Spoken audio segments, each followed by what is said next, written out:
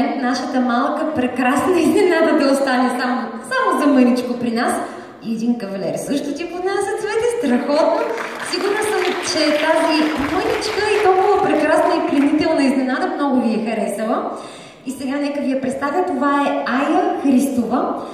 Ая, на колко си години? На 5.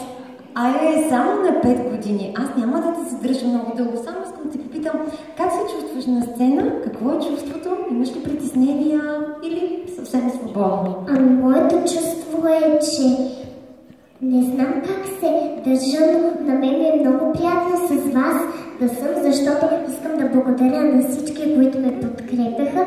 Искам да благодаря на всеки, който ме уважава.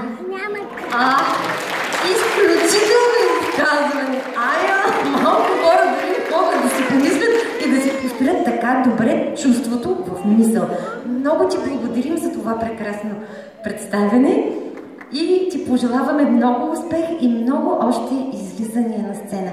И винаги така чаровно. Благодаря. Ние ти благодарим. А песента, която ни представи Ая, се казва Азбучна история и съм сигурна, че няма да те